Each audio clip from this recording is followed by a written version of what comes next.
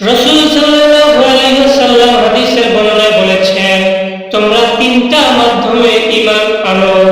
রাসূল সাল্লাল্লাহু আলাইহি ওয়াসাল্লাম বুখারী শরীফের বর্ণনা, আল্লাহর নবী বলেছেন, তিনটা মাধ্যমে যারা ঈমান আনে তাদের ঈমান পূর্ণ হয়। এক নম্বরে ইকরার বিল লিসান, দুই নম্বরে তাসদীক বিল জিনান, তিন নম্বরে আমল বিল আরকান।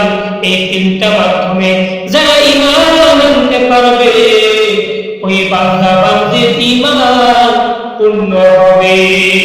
তার এক নম্বর হলো ইকরার বিল লিসান, মুখ দিয়ে উচ্চারণ করতে হবে, মুখ দিয়ে পাঠ করতে হবে কালেমা আশহাদু আল্লা ইলাহা ইল্লাল্লাহু ওয়াহদাহু লা শারীকা লাহ।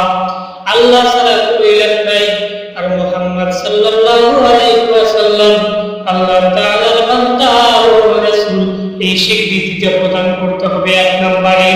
দুই নম্বরে তাসদীক বিল জিনান, আপনার অন্তরে বিশ্বাস রাখতে হবে।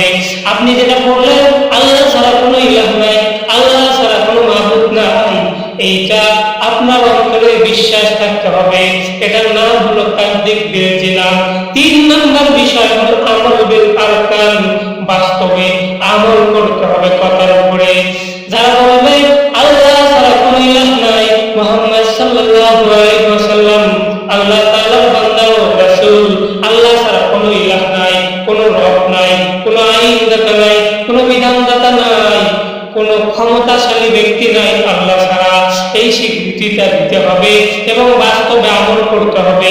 আপনি যদি আল্লাহ ছাড়া কোনো ইলাহ নাই এই কথা বাস্তবে আমল করতে যান, আপনি দুনিয়ার তৈরি মানুষের তৈরি কোনো আইন কানুন মেনে চলতে পারেন না। যারা দুনিয়ার তৈরি আইন কানুন মেনে চলে এরা আমার আল্লাহকে রব হিসেবে স্বীকৃতি দেয় না এবং তারা পূর্ণ ঈমানদার হতে পারে না। পূর্ণ ঈমানদার হয় তারা যারা বাস্তবে বলে আল্লাহ ছাড়া কোনো ইলাহ নাই, দুনিয়ার তৈরি করা মানুষের আইন তারা মানে না এবং তারা বাস্তবে আল্লাহকে রব হিসেবে স্বীকৃতি দেয়। তাহলে তিনটা মাধ্যমে ঈমান আনতে হয়। তার এক নম্বর হলো ইকরার বিল লিসান, মুখ দিয়ে পাঠ করতে হয়। দুই নম্বরে তাসদীক বিল জিনান, অন্তরে বিশ্বাস করতে হয়।